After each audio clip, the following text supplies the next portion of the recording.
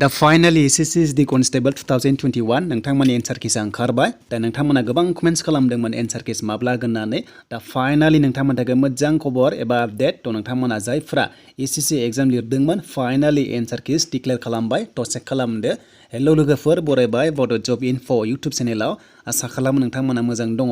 आरो आसा खालामो लोगोफोर नोंथांमोना भिडिअखौ हानायसेबां शेयार खालामगोन लाइक खालामगोन कमेन्ट्स खालामगोन आरो नोंथांमोना बेसेबां नाम्बार मोनदों थ' नोंथांमोना कमेन्ट सेक्सनाव लिरबानो जाबाय आरो काट अफ बेसेबां थांगोन दायो ओंखारथ'वाखै जेब्ला गासैबो एन्सार किस नायजोबगोन अब्लासो काट अफ ओंखारगोन लोगोफोर जोंनि STफ्रा बेसेबां थाङो दा लोगोफोर जों थांनि फै अफिसियेल वेबसाइटआव दा अफिसियेल वेबसाइटआव फैनाय लोगो लोगो नोंथांमोना बेबायदि मोनगोन दा नोंथांमोना बे लेटेस्ट आपडेटआव क्लिक खालामनांगोन 24 डिसेम्बराव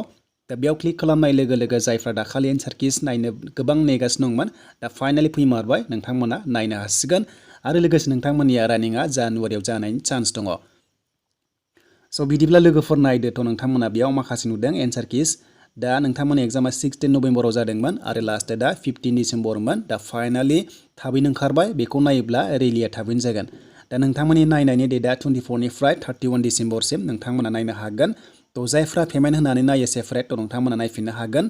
थ' बेनिफ्राय माबोरै नायो लिंकआ नोंथांमोना गाहायाव मोनगोन दा नोंथांमोना बे PDF फाइलखौ डाउनलड खालामनानै लिंकआव थुनांगौ दा लिंकआव थुनाय लोगो लोगोनो डाइरेक्ट अपेन जागोन बेनिफ्राय नोंथांमोना रल नाम्बार आरो पासवर्ड होनानै थ' नोंथांमोना नायनो हागोन दा बिदिब्ला जों बे लिंकआव थुनोसो फैदो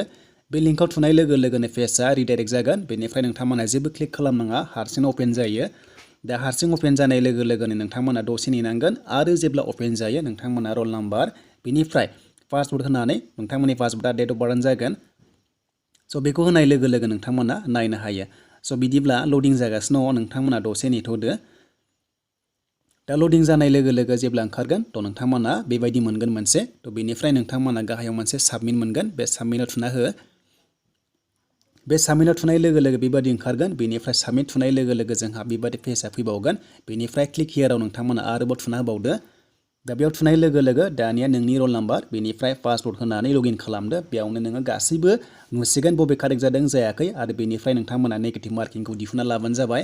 बेनिफ्राय बेसेबां थांगोन नाम्बार नोंथाङा बेसेबां मोनखो बेखौ कमेन्ट सेक्सनाव लिरदो बेनिफ्राय काट अफ बेसेबां थांगोन बुंनो हाथ'वा नाथाय नोंथांमोना सानना लानो हायो जोंनि STफ्रा 45 प्लास होननानै थ' लोगोफोर बेनोसोमोन जेब्ला काट अफ ओंखारगोन नोंथांमोना डिटेल्सखौ फिनगोन दा लोगोफोर भिडिअ मोजां मोनदोंबा लाइक कमेन्ट शेयार आरो नोंथाङा चेनेलाव गोदानै फैदोंब्ला साबस्क्राइब खालामदो बड' जब इनफो इउटुब चेनेलाव